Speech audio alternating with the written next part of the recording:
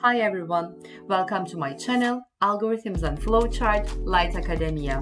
In this series of videos, I will try to explain algorithm and flowchart easier and more understandable way. If you like the videos, please don't forget to subscribe. Thanks for watching. Hello everyone. If you're ready, let's start our example on if-else decision statement. Let's read the question together. Write an algorithm and draw the flowchart that will ask the user to enter an integer number from the keyboard. So we can understand from here that an integer number will be our input. The algorithm will decide whether the number is even or odd.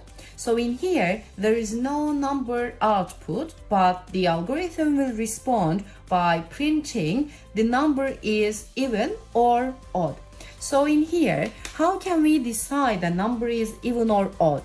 Simple, it is so simple, because if a number simply is divisible by 2, we can say that number is even. And the opposite one, if a number is not divisible by 2 and that number becomes odd. Simply, we will use this information.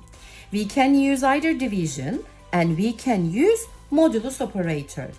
This division operator gives us the result after the division, but this mod operator gives us the remainder. And in this question, we need to use the mod operator in order to find the remainder.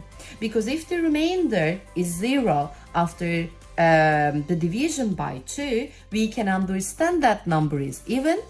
If the remainder is not equal to 0, we can understand that number is odd. That's why this is quite important for us. And as I said, we have only one input, so we are going to declare it before we start the algorithm. Okay, now step number 0, start. Step number 1, declare your variables. In here, we have only one input, integer number. Step number 2, ask the user to enter the number. Enter a number. If you wish, you can simply write the variable name next to it. Step number 3, simply we are going to decide, our algorithm will decide whether the number is even or odd. If number is divisible by 2, which means that after the division, the remainder needs to be 0. If that operation result is 0, we are going to say that print number is even. And directly the opposite one, else. We are going to say print number is odd.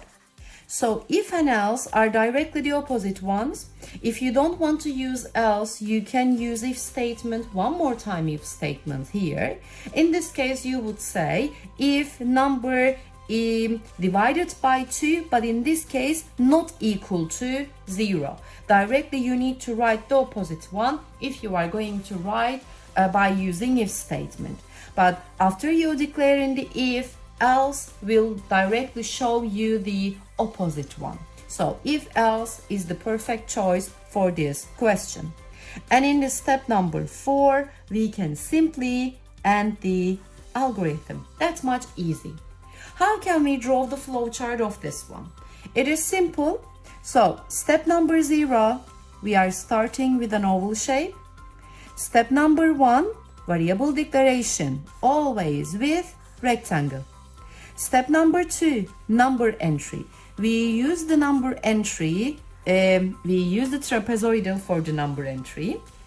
And in the step number 3, we are having if-else statement.